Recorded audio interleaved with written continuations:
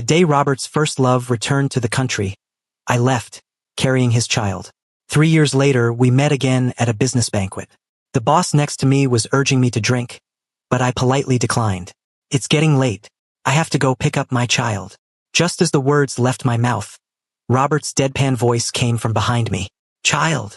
A large hand clamped around my waist, and warm breath brushed against the back of my neck. You can have a child too? Chapter 1. Men, of course, cannot have children, but I can. Robert's hand was still resting on my waist. My expression instantly froze.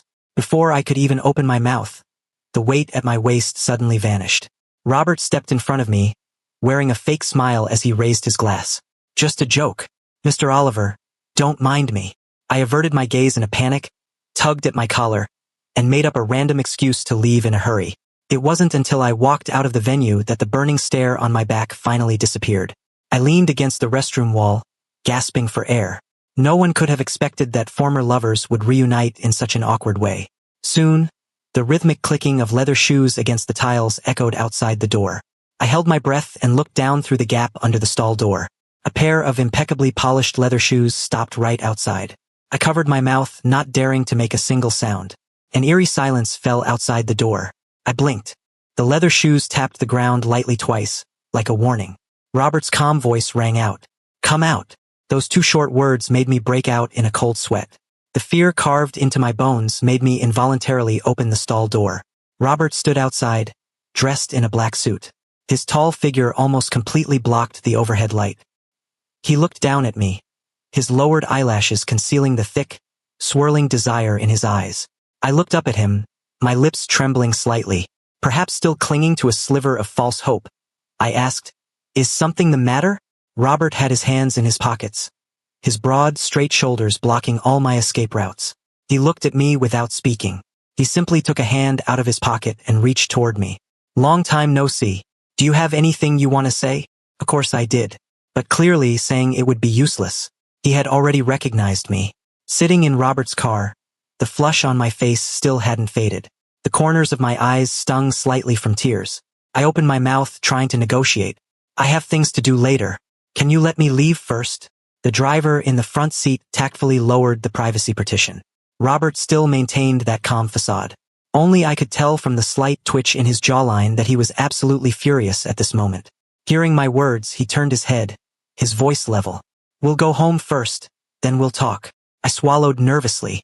Even though we hadn't seen each other for 3 years, I was still terrified of Robert's explosive temper. He was the only son of the Davis family, wielding overwhelming power and influence. He could do whatever he wanted. As a result, he had developed a vindictive personality that repaid every slight. During the years I was with him, I had seen the fates of too many people who offended Robert. The luckiest ones ended up crippled. The worst cases, I didn't even dare to imagine. And the mistake I had made now was enough to get me killed 800 times over. Given the current situation, if I entered the doors of the Davis estate, I feared I would never come out again. Gritting my teeth, I leaned closer to Robert, lowered my head, and put myself in an extremely submissive posture. Mr. Robert, I can promise you anything, but I really have something very important to do right now. Please, let me go. I don't know which word struck Robert's nerve. I only felt a sharp pain in my chin as he suddenly flipped my body over. The webbing of his hand clamped down on my jaw, his thumb pressing down forcefully on my lips. Only one word remained in my mind. Pain. I squinted my eyes. My vision was filled entirely with the raging fire churning in Robert's dark eyes. Even the breath he exhaled was scorching hot. I looked at his face. My body was wedged into the narrow car seat, and Robert's leg pressed against my waist, locking me firmly in place. At that moment, I even forgot how to breathe. The soreness in my body traveled to my brain, scrambling all my thoughts. I lost even the ability to react. Too close. Robert was too close to me. It felt as long as I lifted my head just a fraction, I would brush against his lips, just like 3 years ago. Important things? What important things could you possibly have? Am your most important thing right now, he said through gritted teeth. Chapter 2. I don't remember how I finally managed to open the car door. I practically stumbled and crawled my way out of the car. Awkwardly, I tugged at my suit jacket. Once I steadied myself, I bowed toward the open door. Thank you, Mr. Robert. Robert's voice softened slightly as he used his long leg to hook the door shut. He left behind one faint parting sentence. "I'll be waiting for you at home in 10 hours. The car sped away. I watched the exhaust fumes trail behind it. Gritting my teeth, I swallowed hard. I could still taste blood in my mouth, and my tonsils felt bruised. Swallowing felt like swallowing knives. Still looking so utterly unsatisfied, I complained internally. I turned and caught a cab to the nearest kindergarten. I really do have a child. She is just 2.5 years old, in the junior class of kindergarten. Picking up my sweet-smelling, soft daughter at the school gates, I instantly felt all my exhaustion vanish. Bubble buried herself in my arms, softly chattering about her day. I rubbed her soft hair. My heart melted completely into a puddle. Children are the best medicine for the soul. I didn't believe it before, but after having Bubble, I did. Back then, I awkwardly took the money, fled the country, and gave birth to her. Because I was terrified of Robert's retaliation, I delayed returning until very recently. Bubble is young, but she's very sensible. She never cried or made a fuss while living a hard life with me. After dropping Bubble off at a friend's house, I immediately took a cab to Robert's place. Almost the second I knocked, the door opened. I froze. Robert stood at the door wearing nothing but a bath towel. He had obviously just finished showering. Water droplets trailed down his defined muscles, soaking into the fabric. He looked at me, raising an eyebrow slightly. "You're here early?" Before me was a massive expanse of bare skin. My eyes didn't even know where to look, so I just kept my head down and nodded haphazardly. A soft chuckle came from above me. "Are you blushing?" Just as I opened my mouth to say something, a hand grabbed my clothes. Before I could react, my vision spun. The door slammed shut with a bang. I was lifted by my backside and placed onto the entryway cabinet. Robert's hair was still dripping, the icy, slippery water falling into the hollow of my collarbone. His hand landed on my waist. His index finger popped open a button and slipped in through the gap. The button didn't just unfasten. The sound of tearing fabric echoed in the hall. I clutched my collar, my eyes widening. "What are you doing?" Robert didn't speak. He kept his head down and suddenly pressed his hand against my lower abdomen. His hand was freezing. I shivered. It felt like fireworks were going off in my brain, crackling and popping. I reached out, futilely gripping a small piece of my collar. Robert's breathing was heavy, puffing against my ear over and over, even exhaling while holding my earlobe in his lips. Seeing as my brain was about to turn to mush, I gritted my teeth and spat out one last sentence. "If we're going to do this, hurry up." Robert looked up at me, seemingly surprised by my audacity. His rough thumb forcefully rubbed over the scar on my abdomen, bringing out a full-body wave of goosebumps. His voice was hoarse. "What is this scar?" I looked down at the crown of his hair, my throat feeling tight. Driven by a sense of vindictiveness, I reached out, grabbed his hair, and pulled him back a fraction. My lips brushed against his wet hair. I spat out the words, one by one, "A C-section scar." Robert stopped talking. He just kept his head down, thinking about who knows what. After a long time, he slowly raised his head. His dark, bright eyes looked like glass beads soaked in water. That red mole on his eyelid was startlingly vibrant. He raised an eyebrow and asked, word by word, "If I work a little harder, will you give me another child?" I was in a daze for a moment. Once I snapped out of it, I hurriedly looked away. I was unconscious for a day and a night. When I opened my eyes again, I saw a snow-white ceiling. The smell of disinfectant slowly drifted into my nose. I blinked slowly, turned my head, and opened my mouth, but no sound came out. My throat hurt terribly. Suddenly, I remembered something incredibly important. Bubble. I struggled to sit up, but as soon as I propped myself up, someone pushed me back down. Robert was sitting leisurely to the side, wearing casual clothes, a pair of half-rimmed glasses resting on his tall nose bridge. I opened my mouth, anxiously pointing at it, wanting to speak but unable to make a sound. I shook off his hand and tried to get up again. Robert frowned and stood up. His tall frame blocked the light, pressing down on me like a mountain. My movements gradually slowed. I glared at him and struggled to squeeze out a few words. "I want to go home." Robert stared at me, blinked, and said slowly, "Your body is too weak. Lie down for now." I glared at him, watching the clock on the wall tick away, growing more and more frantic. I angrily shook off his hand and reached to pull the 4 needle out of my left arm. Robert pinned my hand down, sighed, and pressed a finger to his lips. "Be quiet." Quiet? How could I be quiet? I still didn't know where my daughter was. Who knew that in the next second, Robert would point to the adjacent bed, separated by a curtain. The sound of even breathing came from the other side. Robert walked around and pulled back the curtain.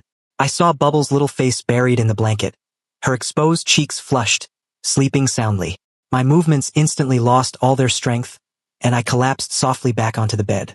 Only then did the physical pain hit me in a delayed wave. Robert dropped the curtain, turned to look at me, and raised an eyebrow with a half-smile. "Bubble." I stared into his eyes, the expression on my face slowly fading. I don't know how much time passed, but it wasn't until my eyes grew sore that I closed them and silently turned my head to the side. Ever since I was little, my mom told me I was different from others. I couldn't use public restrooms, I couldn't let anyone see my body, and I couldn't show that I was different. I had to treat myself as a normal person. I tried hard to live as a normal guy, but in the 3rd month of my escape abroad, I fainted in my rental apartment and was rushed to the hospital. The doctor told me I wasn't an isolated case. There were many people in the world like me. I was pregnant in the body of a man. If it hadn't been for the massive amount of money I took from Robert back then, I probably would have died on the operating table. I don't have a father. My mom was a streetwalker and she had me with some client. She didn't like me because after giving birth to me, her figure deteriorated, and her business suffered along with it. The scene I saw most growing up was the shaking, creaking, cheap metal bed. The heavy breathing of men and the seductive cries of a woman made up the only sounds of my childhood. I stopped going to school after the college entrance exams. My mom got sick very seriously. I had no choice but to work outside to earn money for her treatments. But in just 2 short years, her condition worsened. It was also during the most difficult time while I was working at a bar that I met Robert. He came to hang out with friends and spotted me at first glance. He said he wanted to keep me. I had heard of his reputation. The whole circle knew him, he played hard and played ruthless. Robert wasn't the only one who wanted to buy me, but thinking of my mother clinging to life in her hospital bed, I chose Robert, who offered the most money. After being with Robert for 3 years, I realized he was completely different from the rumors. Aside from having a high sex drive, he was great in every other aspect. He treated me well, was generous with money, and didn't mess around. If I hadn't heard from the people around him that Robert had a first love hidden in his heart for 7 or 8 years, I almost would have fallen in love with him. Robert's first love was abroad, so he had to settle for me, someone who looked somewhat like his untouchable white moonlight. I was just a tool to vent his desires. I had never received love. My mom seemed to love me, yet also seemed not to. Robert treated me well, and I almost fell for it. But I knew clearly in my heart, Robert didn't like me. I was just a substitute. Couldn't like him. My feelings would only be a burden to him. Time always passes. My mom's condition grew more and more severe. She was often delirious and couldn't recognize me. Her bone-thin hands would grab strangers, telling them to take her home to get money, saying her son needed to study and needed a lot of money. When my mom died, it happened to coincide with the return of Robert's first love. I lay by my mother's hospital bed, crying until no tears were left. Meanwhile, Robert, with pomade in his hair, was in high spirits heading to the airport to pick up his true love. The main character had returned, so it was time for me, the substitute, to leave. Chapter 3. As soon as Bubble woke up, she started looking for her dad. Seeing me, she didn't cry. Her little short legs trotted over to Robert, reaching out both arms for a hug, murmuring, "See Papa, see Papa." Robert bent down, picked Bubble up, and walked over to my bed. Bubble stretched her little face out to press against mine, rubbing it slowly, and squinted her eyes in satisfaction. Bubble missed Papa so much. I was so moved that tears welled up in my eyes, and consequently, my attitude toward the main culprit standing next to me softened quite a bit. I reached out and hugged Bubble, letting her lean against me, absent-mindedly stroking her soft cheeks. Robert stood to the side, expressionless, looking like a bodyguard. Seeing his attitude toward Bubble, I figured he probably still didn't know she was his child. After all, I had always publicly claimed that Bubble was adopted, and back then, I had even forged a very convincing adoption certificate. Feeling relieved, I instructed him to take Bubble to kindergarten. Robert gave me a meaningful look but didn't say anything, carrying Bubble away. I stayed in the hospital for 3 days. On the last day, an uninvited guest arrived. I was leaning against the headboard, staring blankly out the window, when a mocking voice came from the doorway. "Looking so pitiful, who are you putting on a show for?" I turned my head and saw William lazily leaning against the doorframe, arms crossed, raising an eyebrow with a look of utter disdain. Seeing me look over, he seemed to get even more fired up. He strode in, not forgetting to shut the door behind him. He walked up to the bed, looked me up and down and curled his lips. Looking this pathetic, Robert really isn't treating you well enough, huh? I silently rolled my eyes and turned my head away, out of sight, out of mind. Because I ignored him, William got even more excited. He plopped down on the edge of the bed and suddenly reached out, grabbing my chin to examine my face closely. I poked the inside of my cheek with my tongue, repeating a silent mantra in my head. This is Robert's white moonlight. This is Robert's untouchable first love. Touching him won't end well for anyone. Thinking this, I suppressed my anger, blinked, and expressionlessly let William manhandle my face. William clicked his tongue in amazement and suddenly spoke. I have to admit, you really do look quite a bit like me. Robert didn't lose out by using you as a substitute, huh? That sentence stepped right on my landmine. No one wants to be a substitute, and stating it so blatantly meant nothing but showing off.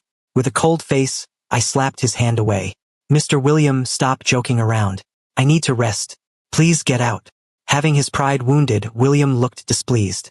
He stood up and looked down at me condescendingly. You're just an abandoned substitute. What are you so arrogant about? Believe it or not, I can have Robert send you right back abroad right now. I lowered my eyelashes and said flatly, suit yourself. You. William was furious, pointing his finger right at the tip of my nose, but the rest of his words were cut off. The ward door opened, and Robert's steady voice rang out, why are you here? Hearing this, William's face stiffened for a second before his expression softened. He turned around to look at Robert. Robert, you're here too. What a coincidence. Robert raised an eyebrow, gave him a weird look, and walked straight over. Only then did I notice he was carrying a lunchbox. He opened the lunchbox in front of me, helped me sit up, and skillfully tucked a pillow behind my back, saying in a low voice, eat first. After saying that, he looked up, meeting William's astonished gaze, and frowned again. I'm asking you, why are you here? Do you two know each other? I was a bit dumbfounded. Robert's attitude didn't seem like how one treats their white moonlight at all. It was more like how you treat an acquaintance you aren't very familiar with. William glared at me, as if unwilling to concede. Gritting his teeth, he put on a gentle smile, walked up, and hugged Robert's arm. Robert, my attitude was wrong before. I actually like you quite a bit. Those words made Robert's frown deepen. He pulled his arm back. What are you talking about? The scene was truly comical. Feeling a wave of vindication, I couldn't help but laugh out loud. Seeing the piercing smile on my face, William's complexion turned from pale to green. Finally, he stomped his foot, glared fiercely at me, turned around, threw the door open, and ran out. Even through the walls, I could hear his heavy, clomping footsteps, as if he was expecting someone to chase after him. I looked at the expressionless Robert and couldn't resist a snarky comment. Not going to chase him? Robert sat down by the bed and was about to take out his laptop. Hearing my words, he paused. He lifted his eyelids to look at me, didn't answer my question, but instead asked, when did you two meet? I immediately shut my mouth, lowered my head to shovel food into my mouth, and pretended I hadn't heard a thing. My days abroad had been very difficult. Bubble was born with a genetic disease. Even without treatment, her monthly nutritional expenses were terrifyingly high. I went to work at a nearby bar. That was where I ran into William. The first time I saw him was back in the country, watching from afar as he and Robert acted intimately. Back then, he was wearing a white shirt and black pants, his layered hair falling across his forehead. Paired with those watery eyes, he looked pure and quiet. So, when I saw him in a private room at the bar, wearing a fiery crop top and shorts cut up to the root of his thighs, navigating effortlessly among a group of tall Western men, I was shocked for a moment. Then, I immediately lowered my head. Hadn't he returned to the country? William seemed to recognize me. He raised an eyebrow, the glitter on his eyelids sparkling.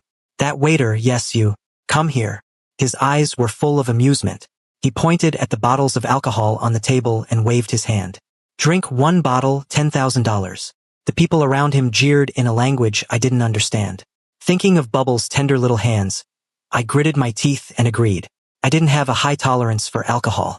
The hard liquor burned down my throat, hurting like slicing knives. The alcohol quickly rushed to my brain. My last memory was of William's somewhat panicked voice. Why are you here? I shook my head, tossing away those memories of the past.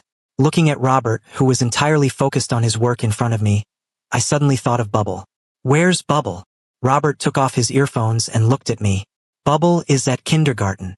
Oh, I pushed the bowl away and leaned back to lie down. Actually, I could have been discharged on the first day, but I don't know what got into Robert's head. He insisted I stay the full 3 days. There were still 24 hours until my discharge. On the day of my discharge, I said I wanted to take Bubble home.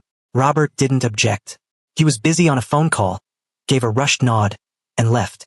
Watching his retreating back, I felt a bit emotional. When Robert was good to someone, he could hold them in the palm of his hand. Conversely, he could just as easily cast them into hell. The moment I got home, Bubble's soft embrace immediately threw itself at me.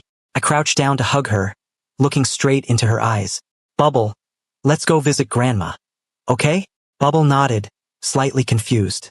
This was my first time visiting my mom since returning to the country. My mom's grave was set up next to the small house where I grew up. When I carried Bubble over, I found the grave very clean. There wasn't even a single weed. A rotting wooden board was stuck into the ground, and in front of it lay 2 bouquets of already dried-out flowers. When the wind blew, the withered petals rustled down onto the muddy ground. I set Bubble down, took a flower from my coat, and placed it on the ground, saying softly, "Mom, I brought Bubble to see you. Bubble is your granddaughter. She's very cute, right? She looks quite a bit like me when I was little." Bubble looked up at me, then looked at the wooden board in front of her. She suddenly hugged my leg, tapped her little chin, and nodded. My nose suddenly felt a bit sour. "Mom, I told you I wasn't a bad person. Look how cute Bubble is. Mom, for the sake of how well I treated you in the past, please look out for Bubble from up there. Protect her and keep her safe and healthy." In my memory, my mom seemed to have never smiled at me. The heavy burden of life had crushed her. Smiles vanished from the face of this beautiful woman living in hardship, replaced by endless anger. My mom was always swearing and cursing at me for making noise when she was working, cursing at my overly cautious manner when eating. Smoke would drift from her bright red lips, blurring her exhausted face. Her bony fingers would dig into my shoulders, her nails sinking into my flesh. My mom's face would become extremely agitated, even a little twisted, pointing at the neat lines of text in my textbooks. The wrinkles at the corners of her eyes would snare me like a spiderweb. "You little brat, your grades are all right. You better study hard, get into a good university in the future, and buy me a big house." Chapter 4. I had a few peaceful days. Robert was busy with work and didn't come looking for me. I only saw news about him through the financial papers and broadcasts. In my free time, I took Bubble to see the doctor. Bubble was born with a genetic disease, and curing it completely required a massive amount of money. Relying on conservative treatment over the past few years, Bubble hadn't had a relapse. But this time, I was very nervous. After examining Bubble, the doctor frowned and called me into the inner room. "The child's condition is relatively stable for now, but as parents, you need to think about her future. If you have the means, she should get the surgery as soon as possible." Frowning, I lowered my head and quickly nodded. Walking out and seeing Bubble waiting obediently for me on the chair, my heart ached. Stroking Bubble's soft hair, I said softly, "It's all Papa's fault for not giving you a healthy body." Bubble couldn't understand my words. She looked at me with clear eyes, reached out to hug my leg, and said softly, "It's okay, Papa." Bubble's illness was simply a bottomless pit. The money I earned working abroad wasn't nearly enough. This was also the real reason I returned to the country. Robert is Bubble's father, and as the only heir to the Davis family, he is incredibly wealthy. If he was willing to acknowledge Bubble, her illness could receive the best possible treatment. But when I actually saw Robert again, I hesitated. I wasn't sure if, upon learning Bubble was his child, he would snatch her away and make sure I never saw her again. In his eyes, I might just be a worthless lover. Bubble is my life. I cannot live without her. When we got home, there was a person standing at the door. My heart tightened, and I stopped walking. "It's me." The person spoke and took 2 steps forward, revealing Robert's sharp, defined face. His eyes were lowered, and he had dark circles under his eyes. He looked completely exhausted. Just as I was about to speak, Robert spoke first. "Open the door. I'm not going to do anything." Bubble poked her head out from my arms. Seeing Robert, she was overjoyed. Her little body twisted, sliding down from my embrace, and she ran toward him with outstretched hands. I nervously licked my lips. I saw Robert glance at me before bending down to pick Bubble up. I had nothing to say. I pulled out my keys and unlocked the door to the rental apartment. We hadn't been back for long, and the place wasn't fully unpacked yet. The living room was cluttered with Bubble's toys and formula. Robert, holding Bubble while wearing a black suit that looked incredibly expensive, stood amidst the pile of little toys, looking entirely out of place. Thinking back to when I was his lover, I used to pretend to be an absolute neat freak just to please him. I smiled awkwardly. It's a bit messy. Robert didn't speak. He sat down on the sofa, his long legs having nowhere to comfortably rest. Bubble was pulling at his face and hair, murmuring something vaguely. I was too busy picking up toys from the floor to hear clearly. That night, after finally coaxing Bubble to sleep, I nervously walked into the bedroom. Robert, nearly 1.9 meters tall, was curled up on my single bed, looking incredibly cramped. He had fallen asleep. His eyelashes cast a shadow over his skin, and his damp, undried hair rested across his forehead. Stripped of his usual hostility, he looked much more docile. I sat on the edge of the bed, looking at his sleeping face with complex emotions. Two thoughts were warring in my mind. The Davis family only had Robert as a legitimate son, but his father, David, had many illegitimate children. Back in the day, Robert's parents had been the model couple of high society, but David shattered all of that. David cheated while Emma was pregnant, and things spiraled completely out of control. Emma was a person who cared deeply about saving face. She refused to get a divorce. Instead, she blamed everything on her inability to please her husband after getting pregnant. Consequently, Robert became an unwanted child. Robert's childhood was miserable. Emma used harsh, strict methods to demand he study hard and excel, desperately hoping to make her absent husband notice their family again. Little Robert became the outlet for all her venting. Childhood shadows follow you for a lifetime. Even after Emma passed away and Robert finally gained his freedom, he indulged himself even more intensely, to a point that bordered on pathological. I used to wake up in the middle of the night to see the tall, imposing Robert curled up into a tight ball, tears at the corners of his eyes, trembling all over.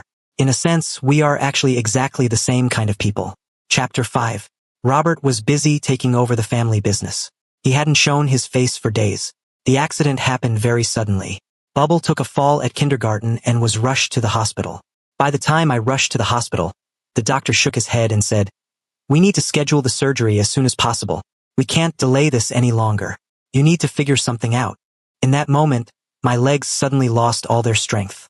I slumped to the floor. Even the lights above me blurred into a haze. Bubble's surgery couldn't wait any longer. The doctor's words hung over my head like a guillotine, but the money in my bank account wasn't nearly enough. With trembling hands, I contacted everyone I could possibly borrow money from. In the end, I had no choice but to bite the bullet and go find Robert. Just as I arrived downstairs at his corporate group's building, I saw William walking out the main doors, flanked by a few bodyguards, wearing a smug smile on his face. I instinctively ducked behind the corner, my heart pounding. Why was William here? Had he and Robert met again? As I hesitated, my phone suddenly buzzed. It was a text message from an unknown number. "Want money to save your daughter? Meet me at the West Suburb Warehouse at 8 p.m. tonight. Come alone." I stared at the screen, my fingers turning ice cold. This was obviously a trap. But I had no choice. The West Suburb Warehouse was cold and damp. The iron doors were half open, and it was pitch black inside. The moment I walked in, a loud click echoed behind me. The doors were locked. "Long time no see, Oliver." William stepped out from the shadows, followed by several burly men holding steel pipes. He smiled maliciously, his eyes full of mockery. "For that child of yours, you really dared to come?" I tensed my nerves and asked coldly, "Where is the money?" "The money?" he sneered, pulling a check from his pocket and waving it in front of my eyes. "You want it? Get on your knees and beg me." I stared at him and didn't move. William narrowed his eyes, suddenly grabbing me by the collar. His voice was vicious. "Do you think Robert actually cares about you? He was just playing around. He doesn't even want to see your face right now, and you expect him to save your daughter." I clenched my fists, my nails biting deeply into my palms. The next second, he shoved me away violently and gave a look to the men behind him. "Beat him. Just leave him with a breath." The moment the steel pipes swung down, I instinctively shielded my head. A searing pain radiated from my back and spread throughout my entire body. I curled up on the ground, the metallic taste of blood welling up in my throat. William crouched down, using the tip of his leather shoe to lift my chin. He smiled cruelly. "Does it hurt? This is just the beginning." I coughed up a mouthful of blood, my voice hoarse. "What exactly are you trying to do?" "What am I trying to do?" he sneered. "Because of you, Robert cut off every single path I had. Tell me, how should I repay you for that?" He stood up, looking down at me condescendingly. "Don't worry. I won't kill you. I'll make you watch helplessly as that child of yours. Crash. The warehouse doors were suddenly kicked open, letting blinding light spill in.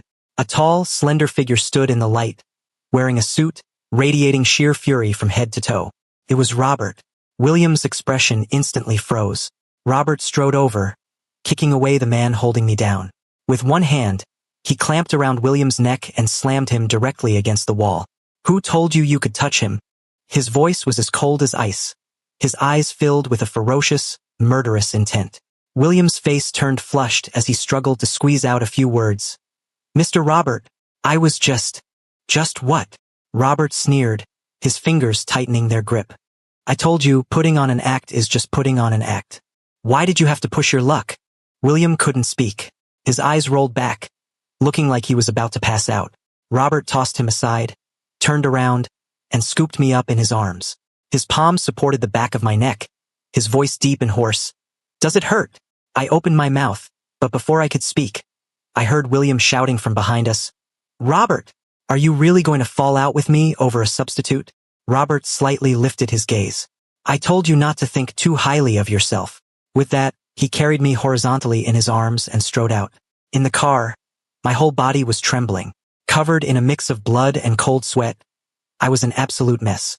Robert used a wet wipe to clean the blood off my face bit by bit. His movement so gentle it didn't seem like him at all.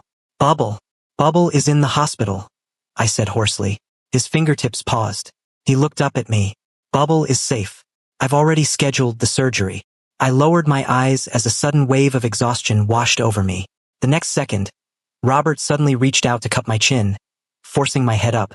Don't go to sleep. I opened my eyes, looked into his anxious gaze, and suddenly pulled at the corners of my mouth to smile. I whispered, Bubble is your child. You wouldn't have thought it, would you? That this defective organ could actually nurture such a cute baby. I couldn't say the rest of the words. Before my consciousness plunged into darkness, I heard Robert's trembling voice. I know. I've always known. When I woke up again, the doctor told me the surgery was a success. My body still ached terribly. Bringing my 4-drip with me, I went to see Bubble in the ICU. So many tubes were hooked up to her tiny body. Watching her, my nose stung and my eyes grew wet, almost dropping tears. Touching the glass, I apologized softly. I'm sorry. Papa couldn't give you a healthy body. A hand reached over and steadied my 4-pole. I turned my head to look. It was Robert. He was wearing casual clothes, carrying a lunchbox in his hand. His breathing was a bit heavy, like he had run all the way here. He caught his breath and said, Didn't I tell you to get some rest? Bubble's condition is very good right now, and she'll be transferred to a regular ward soon. You're still injured. Hurry back and lie down. Chapter 6. After returning to the private ward, I lay on the hospital bed. Watching Robert busy himself around the room, a strange feeling suddenly welled up in my heart. You knew all along that Bubble was your biological daughter? I suddenly asked. Robert's movements paused. He turned to look at me, lowered his head, and gave a slight nod. Seeing him admit it, I took a deep breath. Since when did you know? Standing by the bed like a child who had done something wrong, Robert completely lacked the arrogance he had a few weeks ago. Since she was conceived. My eyes widened, and I almost choked on my own breath. When my injuries healed and it was time to be discharged, Robert seemed a bit reluctant to let me go. I kept a cold face, not wanting to talk to him. My feelings were incredibly conflicted right now.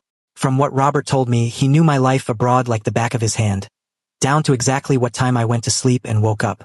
The medical expenses and procedures for Bubble's illness. He had secretly handled them all. Even that time William made things difficult for me at the bar. He was the one who rescued me, only to vanish without a trace afterward. Everything was completely beyond my expectations. A long-absent headache flared up again. What upset me was that he wasn't surprised by Bubble's existence at all.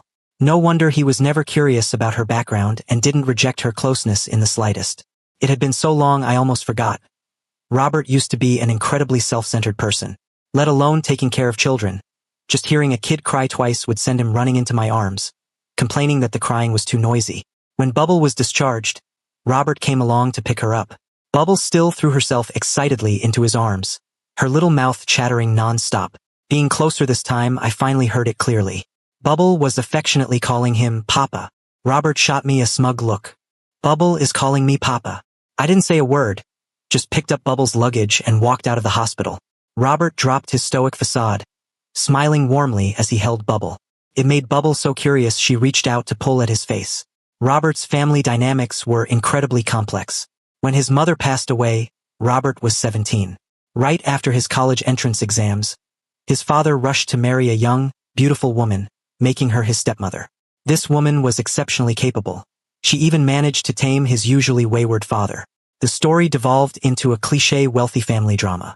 The stepmother was full of hostility toward Robert, dead set on kicking him out of the house. In just 2 or 3 short years, she turned his father into a figurehead and seized control of the company. At 19, driven into a corner by his stepmother, Robert chose a different way to survive, shifting from one desperate situation into another disguised one. He began to act depraved, clubbing, getting into fights. Whatever his stepmother wanted to see him become, he played the part perfectly.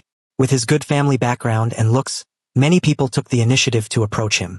It was also during that time that someone fabricated a ridiculous rumor that Robert had a white moonlight named William hidden in his heart, and he remained single entirely for this person. Robert couldn't be bothered to clarify, causing the rumor to spread like wildfire. Surprisingly, even William, the other main character of the rumor, actually believed it to be true. That time he went to the airport, it wasn't to pick up William at all. It was to meet a key client who could help him take down his stepmother. Even my leaving the country was a part of his plan. When I was back in that familiar villa and saw an entire wall covered in photos, I stood completely frozen. One after another, they recorded every single moment of my life abroad. I reached out to touch those photos, turning in shock to ask Robert beside me, "You were monitoring me this whole time?" Robert leaned against the wall with his arms crossed, his gaze deep. "While I was fighting my battles here, these photos were the only way I could see you." I whipped around. During all those days I struggled so bitterly abroad. Someone had actually been watching from afar the entire time. "Why didn't you come find me? Why didn't you explain everything clearly?" My voice unconsciously rose, trembling. Robert dropped his smile and gently stroked my hair. "Linda is a lunatic. I almost died at her hands. I couldn't let you fall into danger too. I love you, so I had to ensure you were absolutely safe." I bit my lip tightly, but the tears still fell uncontrollably. "So all my despair and heartbreak during that time didn't matter to you at all? You could have just told me the truth. I would have listened." Robert remained silent, blinking. "I'm sorry." I tilted my head back, trying hard to stop the tears from falling. "Robert, I won't forgive you." "Okay." Beneath the old wardrobe in the old house, I found stacks of small change my mother had hidden away. On the piece of paper right on top, written in her crooked handwriting, it said, "Money for Oliver's schooling." If you enjoyed this story, remember to subscribe to my channel. Thank you so much.